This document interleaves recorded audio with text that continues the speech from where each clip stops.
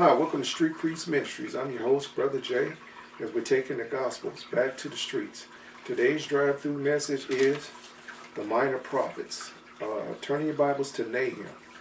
Now, we have covered a lot of ground. If you're regular with Street Priests, by plowing through the whole Bible, and I said I'd get around to the Minor Prophets, which nobody teaches on. But these are gems. For as it shows the heart of God, a God that has feelings just like us, passion. One thing you get from God, and street language. God's passionate, and he's talking in street language where you can understand because his people have rebelled against him and started serving the false gods and false idols. And God is trying to plead with them. And when that doesn't work, he sends them into captivity. But he's sending these minor prophets. They call them minor because they didn't write much.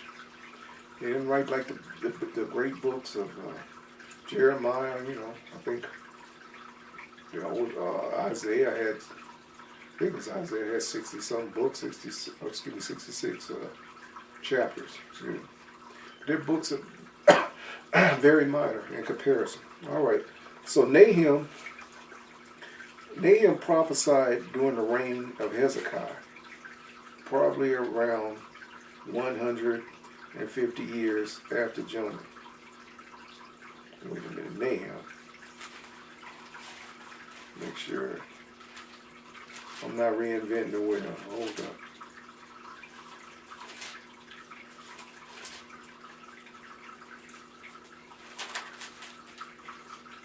Let me check something out.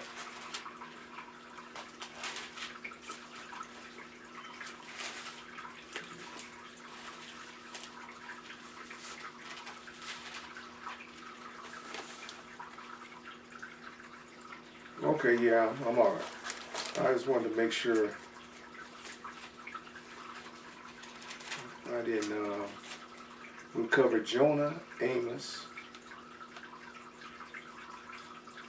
Joel, Obadiah.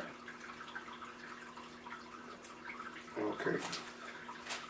Not Nahum. All right. Anyway, Nahum prophesied during the reign of Hezekiah, probably about 150 years after Jonah. He has but one subject, the destruction of Nineveh, according to Diodorus Siculus. This is what a tongue twister. Diodorus Siculus. The city was destroyed nearly a century later. The moral theme of this is holiness of Jehovah, which must be done as a sin of judgment. Okay, so he's a contemporary of Jonah.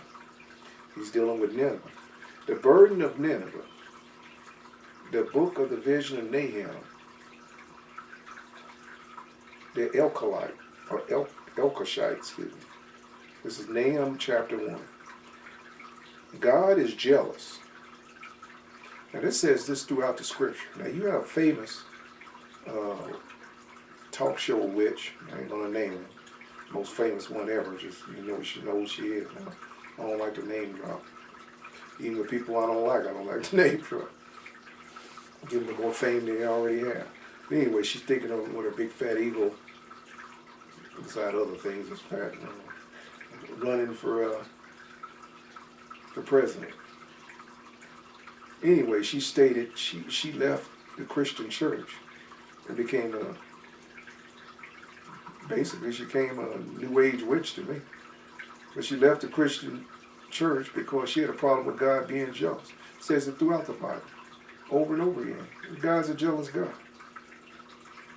And when you find your first 1,000 years in hell, you'll understand why he's jealous. The point will be driven home. You should have no other gods before. That's the whole point of being God. You can be whatever you want to be, including jealous. That's the point. This big, fat, egotistical woman who thinks she's God missed. You can be anything you want to be when you're God. Thank God we do have a God, what kind of God we have. That's a good God. Satan's God and had all power. That's what makes God, keeps him on his throne, his power. We have an evil God, Satan. You already know what kind of God he be. Look how he treats his own people. He deceives them and gonna have them burning in a lake of fire with him. No kind of God he be. A lying God. A devil God. Well, he's a devil. God is jealous. And the Lord,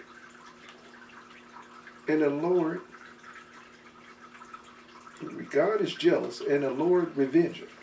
The Lord revengeth and is furious. The Lord will take vengeance. The Bible said, vengeance is mine, saith the Lord. Lord, he lives for vengeance. he let you get away with so much, and then he rises up and strikes.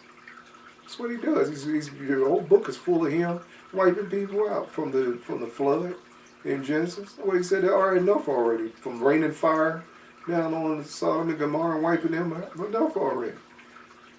Egypt, enough already. I ain't got enough.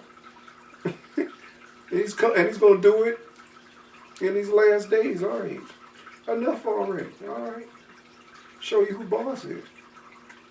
I'll let you do your thing for so long, then I'll rise up and strike. That's what he does.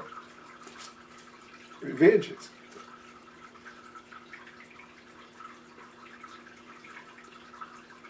The Lord is slow to anger. He's very patient. And great in power. Because he knows what damage he can do. God even told the children of Israel after they had set up that golden calf and Moses came down with his sword and killed 1,000 of them at the foot of Mount Sinai. You know, and Moses had a temper too. Then told God, well, sin, wipe me out. God said, no, you didn't sin. I was going to wipe them all out.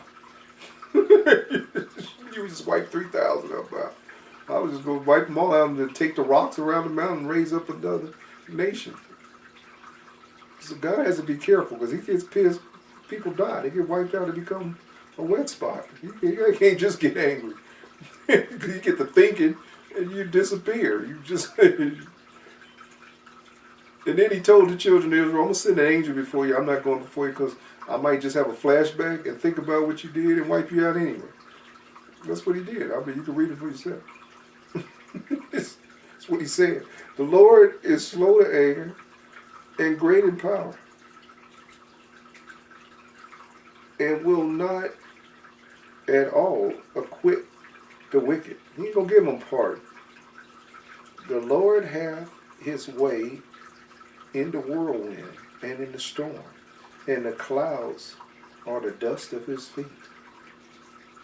When God strikes, the whole world knows. He's gonna make it. He's gonna make it axiomatic when he strikes. It's gonna be axiomatic. He's self-evident. I run this earth. This earth is mine. And the cattle on 1,000 hills. Man lost his mind. Man trying to be a creator, he's got his little gadgets and stuff. The guys probably laughing at it like a joke. This transhumanism, this and that. Man done lost his mind. God's the boss. He created this. The man's going to find out in the end. When he come back to claim it, it's going to be one upset little man. And shocked. The Lord is slow to anger and great in power and will not at all acquit the wicked. You hear that, wicked? You ain't getting away with it. God let you do your thing for so long. Including these wicked men. And Christians say all the time, people that are just, how come the evil live so long and do murder and every, child abuse of the worst sort, child human trafficking, this, that, sacrifice of kids, killing, mayhem, murder. How they live so long doing this? Killing nations off and everything. Because their life, say the wicked live 100 years. What's that bastard that, I can't remember his name. He got some He's got a center named after him in New York. Begins with an R, his name. Anyway, he was an evil globalist. They all look alike. They all got that gremlin look to them. It's hard. I get confused with their. But anyway, him. You know who I'm talking about. I think he lived to 100 years old, if I'm not mistaken, 101, 100. Anyway, that gremlin, that globalist goblin. What's 101 years to eternity? You flying your ass off. The first 1,000, then 1,000 turns into 1,000,000. 1,000,000 turns into 10 million. 10 million turns into 100 million. 100 million turns into 1,000,000,000. 1,000,000,000 turns into 10 billion. 10 billion turns into 100 billion years. I mean, we're going on. And then you get into eons and eternity, infinitum. You are frying your ass off for eternity. So what's 100 years of evil? Whatever you've done. Look at Hitler. Look at his little short lifespan. How many millions he destroyed and killed. Stalin, Pol Pot. I mean, you can go on with tyrants and wicked men. Lenin and all them guys. What's that other one? I don't know how I can forget his name either. Idi Amin, all these guys. He ate his people. I mean, evil men.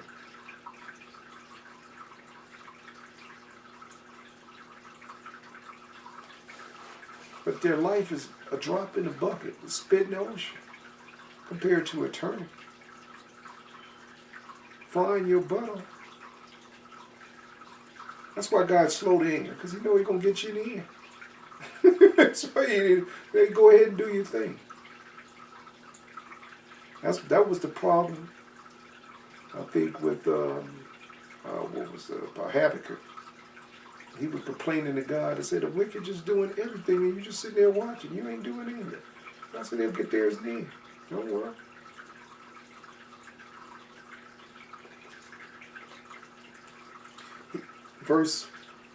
Chapter 1, verse 4.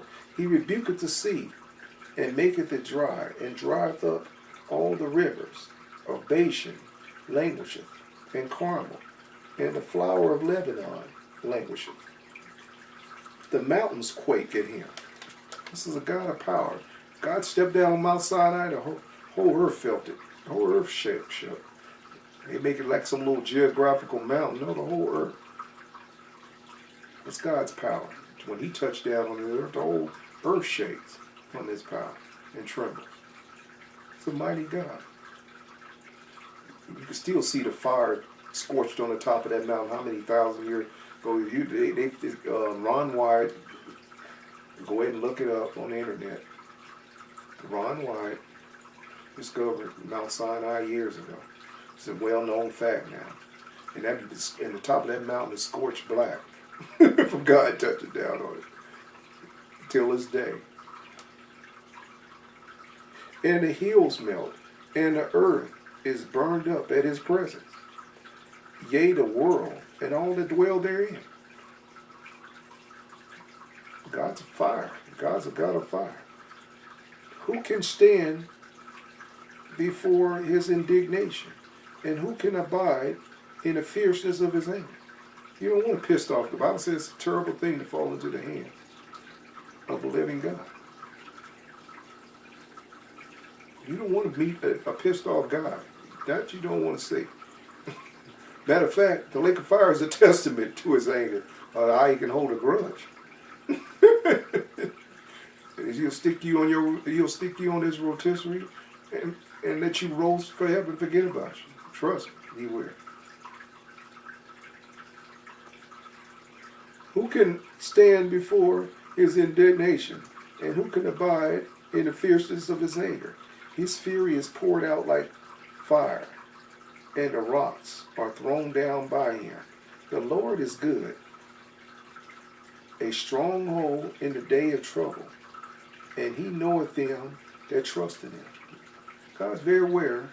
He said the very hairs of your head are numbered. It's God of detail. He knows who's here. He said, my sheep know my voice. They ain't going to be fooled. I'm led astray. But with an overrunning flood, he will make an utter end of the place thereof, and darkness shall pursue his enemies. What do they imagine against the Lord? You got idiots that's part of this evil combined cabal that really think they have a chance at whooping God of the Bible and his Christ.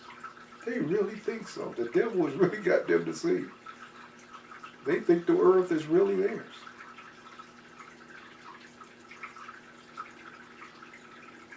The Bible says in Psalms, I forget where it is. I wish I could remember exactly. It's in 100 or something. I can't remember the exact psalm, but it said, God looketh down from heaven and laugh at man that think he's took over God's earth. God said he laughs. And when he strikes with his anger in the air, like ants running from a giant foot, he's about to squash him. That's how God looks at man and his petty attempts to think he's going to overthrow God and push him off his throne. God laughs. You would too if you were God. You think it's a joke. But with an overrunning flood, he will make an utter end of this place thereof, and darkness shall pursue his enemies. What do you imagine against the Lord? He will make an utter end. Affliction shall not rise up. Affliction shall not rise up the second time. For while they be folded together as thorns, and while they are drunken as drunkards, they shall be devoured as stubble, fully dry. God's a fire, and they're the stubble for the fire. God said, I'm burning you up. Just like some dry briars, it go up like a Roman candle. You go and match on the briars, how fast it burn up. He said, that's what God said. It's how fast someone consume you when I'm pissed off. There is one come out of thee that imagineth evil against you, the Lord, a wicked counselor.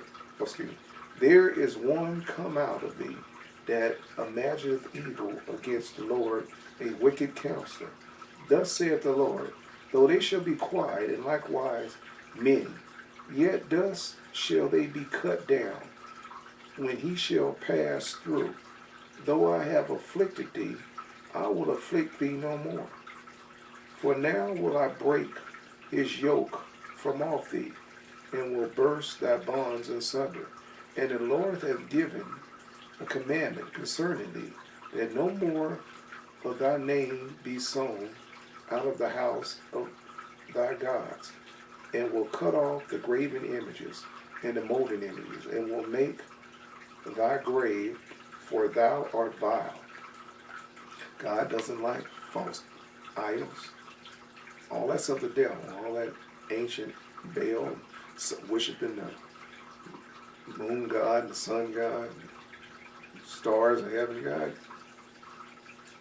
God was totally against that. That's what he got his people in bondage for in the first place, because they followed the pagan and the heathens of the land. Behold, up on the mountains the feet of him that bringeth good tidings, that publisheth peace, O Judah. Keep thy solemn feasts, perform thy vows, for the wicked shall be no more passed through thee. He is utterly cut off. He that dasheth in pieces is come up before thy face. Keep the munition, watch the way, make thy loins strong, fortify thy power mightily. For the Lord hath turned away the excellency of Jacob, as the excellency of Israel. For the emptiers have emptied them out, and marred their vine branches. The shield of the mighty men is made red. The valiant men are in scarlet. The chariots shall be with flaming torches in the day of his preparation, and the fir trees be terribly shaken. The chariots shall rage in the streets. They shall jostle one against another in the broad ways. They shall seem like torches. They shall run like the lightning. He shall recount his he shall recount his worthies. They shall stumble in their walk. They shall stumble in their walk. They shall make haste to the wall thereof, and the defense shall be prepared. The gates of the rivers shall be opened, and the palace shall be dissolved. And Hazael shall be led away captive. She shall be brought up, and her maids shall lead her, as with the voice of doves, tabering upon their breasts. But Nineveh is of old like a pool of water, yet they shall flee away. Stand, stand, shall they cry, but none shall look back. Take ye the spoil of silver, take the spoil of gold, for there is none end of the store and the glory out of all the pleasant furniture.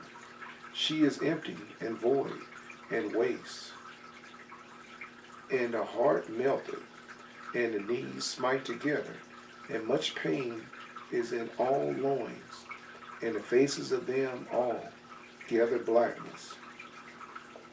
Where is the dwelling of the lions, and the feeding place of the young lions? Where is the lion, even the old lion? Walked, and the lions wept, and none made them afraid. The lion did tear in pieces, enough for his whelps, for the baby lions, and strangled for his lioness, and filled his holes with prey, and his dens with ravens. God said, well, after this killing, there's going to be plenty to eat for the lions. Behold, I am against thee, saith the Lord of hosts, and I will burn her chariots in the smoke, and the sword shall devour their young lions, and I will cut off thy prey from the earth, and the voices of thy messengers shall be no more heard. Woe to the bloody city! See, God, he sends his people into punishment, but sometimes they go into overkill. No pun intended. And they really are cruel to God's people to where God says, oh, wait, enough already. You know, I wanted them, I used you as a rod to punish you, but, you know, you're abusing them. So now I'm gonna get you for the abuse that you've done to my people. So it's a double-edged sword. If God uses you to punish his people, you got to be careful with that. That sword can come back and slice your neck, and that's what's happening here. Woe to the bloody city! It is all full of lies and robbery, and the prey departeth not. The noise of a whip, and the noise of rattling of the wheels, and of the prancing horses, and of the jumping chariots.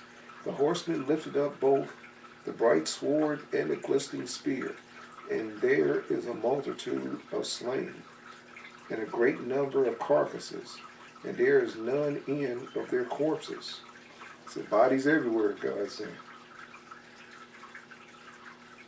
They stumble upon their corpses. There's so many bodies laying around that they're tripping over the body. Because of the multitude of whoredoms, of the well-favored harlot, the mistress of witchcrafts,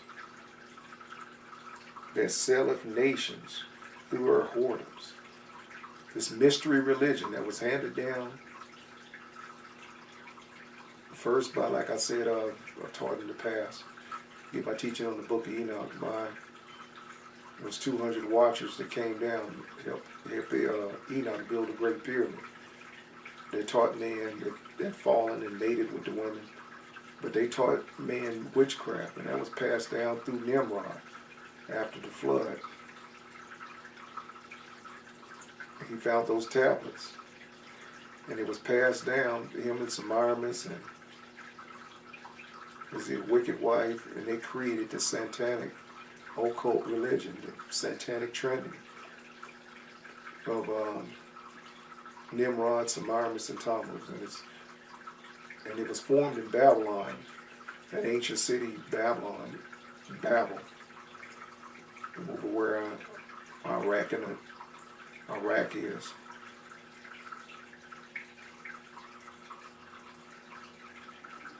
And from that, when God split them up when they tried to build the Tower of Babel, that's why it's called Babylon Confusion. It was babbling because he changed the language and split the languages up into 70 different languages and scattered the people all over the world. But they took their satanic counterfeit occult religion with them. That's why you see the same sun, moon, God, the star worship, Satan worship, serpent worship around the world. Nothing's changed.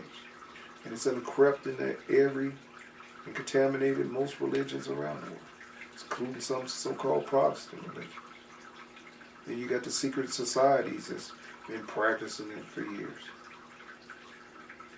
And then you got other religions that sprung up and worship the moon god. All on the moon god. It's a moon god. It's the ancient name of it. What's their symbol? The sun and the crescent moon. But anyway, a lot of religions, all of them worshiping the devil. And God's competing against this with his people in the Bible, throughout the Bible. That's why he's constantly sending them into bondage with the very people that the idols and their gods that they're worshiping. Woe to the bloody city, is all full of lies and robbery. The prey departeth not. The noise of the whip, and the noise of the rattling of the wheels, and of the prancing of the horses, and of the jumping chariots. The horsemen lifted up both the bright sword and the glistening spear. And there is a multitude of slain, and great number of carcasses, and there is none in of their corpses. They stumble upon their corpses, because the multitude of whoredoms of the well-favored harlot, the mistress of witchcrafts, that selleth nations through her whoredoms. That's that same mystery religion that is talked about in Revelations. I believe it's Revelations. I think it's 12. Now don't quote me on it. Where God's talking about the whore that rolled up on many nations. This mystery religion has flowed from Egypt to Assyria. It's dealing with Assyria right here. To Babylon, to Medo-Persia, to Gregorian, the Greek Empire, to the Roman Empire, and to the new empire that's coming up, the revised Roman Empire, the Antichrist kingdom. It's coming up in the last days. The same religion which rolled the back of this beast, the beast of religion, the beast of government. The same whore, same Jezebel, called Jezebel in John's Revelations. The whore that sits up on many waters. Waters represents the nations of people, different tongues and languages.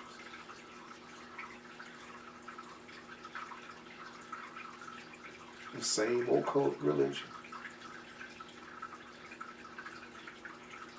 The same universal religion.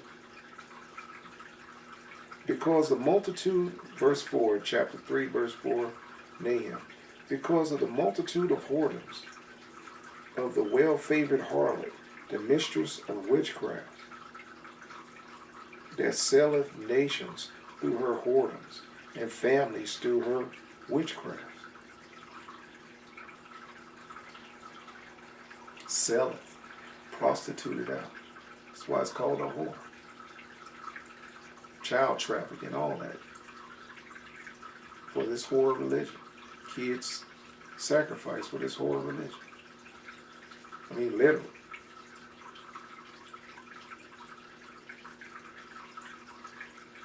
Behold, I'm against thee, saith the Lord. Verse 5. Nahum 3:5. Behold, I'm against thee, saith the Lord of hosts. When God invokes that name, look out. He's letting you know God's bossing up. Letting you know I'm over everything, including the devil. I'm over everything. Lord of hosts. Use anything at my disposal. Everything got to move when I say move. Behold, I'm against thee, saith the Lord of hosts.